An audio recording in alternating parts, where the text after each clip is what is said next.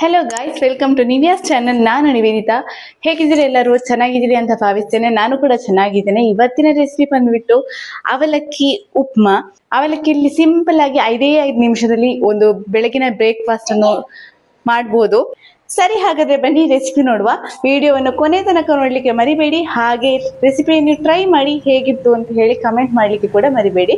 ಬನ್ನಿ ರೆಸಿಪಿ ನೋಡುವ. ಇದಕ್ಕಾಗಿ ಸಣ್ಣಗೆ ಕಟ್ ಮಾಡಿದಂತಹ ಈರುಳ್ಳಿ, ಕ್ಯಾರೆಟ್ ಮತ್ತು ಹಸಿಮೆಣಸಿನಕಾಯಿ ಬೇಕು. ಹಾಗೆ ಸ್ವಲ್ಪ ಶುಂಠಿ ಕೂಡ ಬೇಕು. ಒಂದು ಬಾಣಲೆಯನ್ನು ಸ್ವಲ್ಪ ಬಿಸಿ ಮಾಡ್ಲಿಕ್ಕೆ ಇಡುವ. ಅದಕ್ಕೆ ಸ್ವಲ್ಪ ಒಗ್ಗರಣೆಗೆ ಅಂತ ಎಣ್ಣೆ ಕೂಡ ಹಾಕುವ. ಎಣ್ಣೆ ಬಿಸಿಯಾದ ತಕ್ಷಣ ಸಾಸಿವೆ ಹಾಕಿ ಸಿಡಿಸ್ಕೊಳ್ಳುವ. ಆಯ್ತಾ? ಸಾಸಿವೆ ಸಿಡಿದ ನಂತರ ಬೇಕಾದರೆ ಸ್ವಲ್ಪ ಕಪ್ಪು ಎಳ್ಳು ಹಾಕೊಳ್ಬೋದು. ಇದು ಕಂಪ್ಲೀಟ್ಲಿ ಆಪ್ಷನಲ್. ಇದ್ದವರು ಹಾಕಿ, ಇಲ್ಲದಿದ್ದವರು ತೊಂದರೆ ಇಲ್ಲ.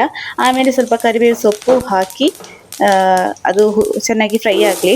ಒಗ್ಗರಣೆ ಕಂಪ್ಲೀಟ್ ಆದ ನಂತರ ಸಣ್ಣಗೆ ಕಟ್ ಮಾಡಿರುವಂತಹ ಈರುಳ್ಳಿಯನ್ನು ಹಾಕ್ಕೊಳ್ಳಿ.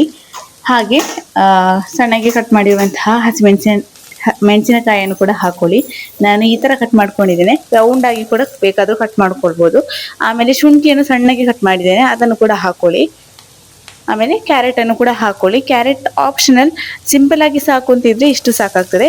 ಕ್ಯಾರೆಟನ್ನು ಹಾಕಿದರೆ ಇನ್ನೂ ಸ್ವಲ್ಪ ಫ್ಲೇವರ್ ಚೆನ್ನಾಗಿರುತ್ತೆ. ಕ್ಯಾರೆಟ್ ಹಾಕೊಳ್ಬೋದು, ಬಟಾಣಿ ಹಾಕ್ಕೊಳ್ಬೋದು, ಹಾಗೆ ಬೀನ್ಸನ್ನು ಕೂಡ ಯೂಸ್ ಮಾಡ್ಕೊಳ್ಬೋದು.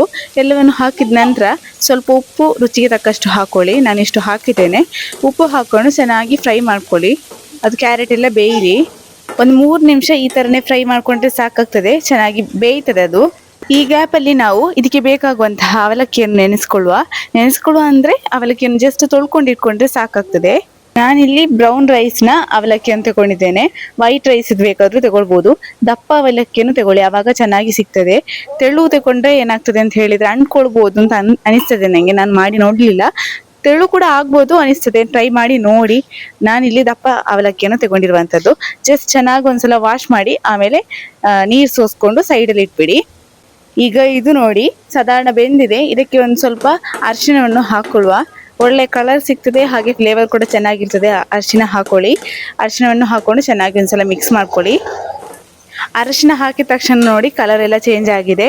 ಇನ್ನು ಇದಕ್ಕೆ ನಾವು ನೆನೆಸ್ಕೊಂಡ ಅವಲಕ್ಕಿಯನ್ನು ಹಾಕೊಳ್ಳುವ. ನೆನೆಸ್ಕೊಂಡಾಗ ನೋಡಿ ಈ ಥರ ಸಿಕ್ಕಿದೆ. ಅದರ ಕಲರ್ ಎಲ್ಲ ಸ್ವಲ್ಪ ಹೋಗಿದೆ. ಬ್ರೌನ್ ರೈಸ್ ಇದ್ದು ಅಲ್ವಾ, ಕಲರ್ ಎಲ್ಲ ಹೋಗಿದೆ. ನೆನೆಸ್ಕೊಂಡ ನಂತರ ಬ್ರೌನ್ ರೈಸಿಗೂ ವೈಟ್ ರೈಸಿದು ತುಂಬ ವ್ಯತ್ಯಾಸ ಏನು ಕಾಣ್ತಾ ಇಲ್ಲ. ಆದರೂ ಸ್ವಲ್ಪ ವ್ಯತ್ಯಾಸ ಇದೆ, ಅದರ ಕಲರಲ್ಲಿ ಸ್ವಲ್ಪ ವ್ಯತ್ಯಾಸ ಇದೆ. ಅವಲಕ್ಕಿಯನ್ನು ಹಾಕಿದ ನಂತರ ಚೆನ್ನಾಗಿ ಮಿಕ್ಸ್ ಮಾಡ್ಕೊಳ್ಬೇಕು. ಈ ಅರಿಶಿಣದ ಕಲರ್ ಎಲ್ಲ ಅವಲಕ್ಕಿಗೆ ಹಿಡ್ಕೊಳ್ಬೇಕು. ಹಾಗೆ ಅದರ ಫ್ಲೇವರ್ ಕೂಡ ಅದರಲ್ಲಿ ಮಿಕ್ಸ್ ಆಗಬೇಕು. ಚೆನ್ನಾಗಿ ಮಿಕ್ಸ್ ಮಾಡ್ಕೊಳ್ಳಿ. ಹೀಗೆ 1-2 ನಿಮಿಷ ಲೋ ಫ್ಲೇಮಲ್ಲಿ ಇಟ್ಟು ಚೆನ್ನಾಗಿ ಮಗ್ಸ್ಕೊಂಡು ಬೇಯಿಸ್ಕೊಂಡ್ರೆ ರೆಡಿ ಆಗ್ತದೆ. ಇನ್ನು ಇದಕ್ಕೆ ಫೈನಲ್ ಆಗಿ ಸ್ವಲ್ಪ ಕೊತ್ತಂಬರಿ ಸೊಪ್ಪನ್ನು ಕಟ್ ಮಾಡ್ಕೊಂಡು ಹಾಕೊಳ್ಳಿ. ಚೆನ್ನಾಗಿರ್ತದೆ ಫ್ಲೇವರ್. ಇದು ಆಪ್ಷನಲ್, ಬೇಕಾದರೆ ಹಾಕ್ಕೊಳ್ಬೋದು, ಇಲ್ಲಂತಿದ್ರೆ ತೊಂದರೆ ಇಲ್ಲ. ನಾನಿಲ್ಲಿ ಹಾಕ್ಕೊಂಡಿದ್ದೇನೆ. ಹಾಕೊಂಡು ಚೆನ್ನಾಗಿ ಒಂದ್ಸಲ ಮಿಕ್ಸ್ ಮಾಡಿಕೊಂಡ್ರೆ ಸಾಕು. ನಮ್ಮ ಅವಲಕ್ಕಿ ಉಪ್ಮಾ ರೆಡಿ ಆಯಿತು. ಚೆನ್ನಾಗಿರ್ತದೆ, ಬಿಸಿ ಬಿಸಿಯಾಗಿ ತಿನ್ನಲಿಕ್ಕೆ ಚೆನ್ನಾಗಿರ್ತದೆ. ಒಂದು ಪ್ಲೇಟಿಗೆ ಸರ್ವ್ ಮಾಡಿಕೊಂಡು ತಿನ್ನುವ. ಬಿಸಿ ಬಿಸಿಯಾಗಿ ತಿನ್ನಲಿಕ್ಕೆ ತುಂಬ ರುಚಿಯಾಗಿರ್ತದೆ. ಒಂದ್ಸಲ ಟ್ರೈ ಮಾಡಿ ನೋಡಿ. ಬೆಳಿಗ್ಗೆ ಬೇಗ ಆಗುತ್ತೆ. ಒಂದು 5 ನಿಮಿಷ ಇದ್ರೆ ಸಾಕಾಗ್ತದೆ.